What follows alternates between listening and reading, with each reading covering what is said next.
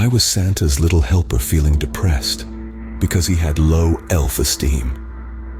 Now, if that didn't tickle your festive funny bone, you're probably more of a Scrooge than you'd like to admit. Today, we're taking a light-hearted look at Christmas, the most wonderful time of the year. It's the season of joy, laughter, and universal love.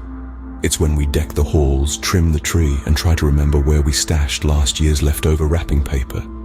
It's a time when even the grumpiest among us can't resist the infectious cheer that's as pervasive as the scent of gingerbread cookies. But let's be honest, it's also the season of ugly sweaters, frenzied last-minute shopping, and the inevitable struggle of untangling Christmas lights. So buckle up as we dive into the Christmas season, where the only thing higher than the Christmas spirit is your electricity bill. The scene script. Ever wondered why Christmas trees are so bad at knitting? Because they always drop their needles. Let's delve into the world of traditional Christmas decorations, dating back centuries. The Christmas tree, our prickly green friend, has its roots, pun intended, in Germany.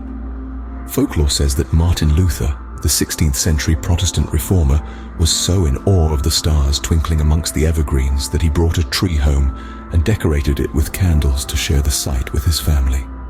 Now, if only our Christmas trees came with pre-installed lights, right? Speaking of lights, who's been caught in the annual wrestling match with a tangled bunch of twinkling torment? Yes, Christmas lights, a tradition that began with Thomas Edison's invention, and our ongoing battle with them is a tradition in its own right. One moment you're an eager elf, the next you're a tangled mess of sparkly spaghetti. Let's not forget our dear friend, the Christmas wreath.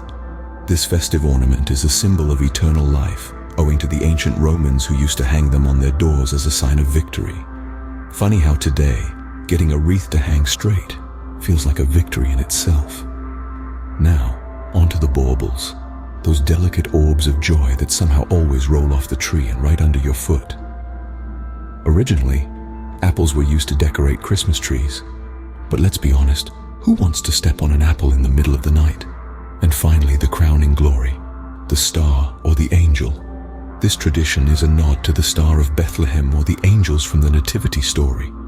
But we all know the real challenge isn't the symbolism. It's the acrobatics involved in getting it to sit right on top of the tree without toppling the whole thing over. So, whether it's the tree shedding needles faster than a dog in summer, or the lights that have a mind of their own, remember it's all part of the festive folly.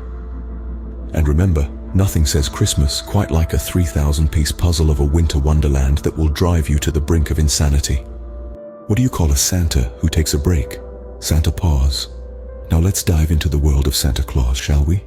A place where reindeer fly, elves make toys, and one jolly old man becomes the hero of the day. The legend of Santa Claus can be traced back hundreds of years to a monk named St. Nicholas. It is believed that Nicholas was born sometime around 280 AD in Patara, near Myra in modern-day Turkey. Known for his kindness, he gave away all of his inherited wealth and traveled the countryside helping the poor and sick. Over the course of many years, his tale spread, and he became known as Santa Claus, bringing joy and gifts to children worldwide. But you know, it's not always smooth sailing for our dear Santa. There are countless humorous stories about children's letters to Santa. One kid, we'll call him Timmy, once wrote, "Dear Santa, I want a brother for Christmas." Now imagine his parents' faces when they read that. Speaking of parents, they often go to great lengths to keep the magic of Santa alive. There was a dad who climbed onto the roof to stomp around and mimic reindeer sounds. Unfortunately, he forgot about the icy conditions up there. Let's just say he slid down much faster than he climbed up.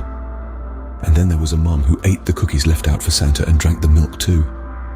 She ended up with a tummy ache and had to explain to her kids the next morning why Santa couldn't finish all his cookies.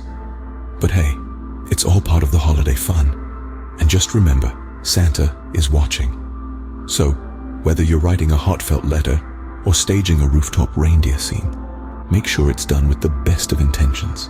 Because at the end of the day, it's all fun and games until Santa checks the naughty list. Why don't Christmas dinners make good leftovers? Because it's past its sell-by date. Now, let's dive into the delicious world of traditional Christmas foods. Ah, the joy of family dinners during the holiday season.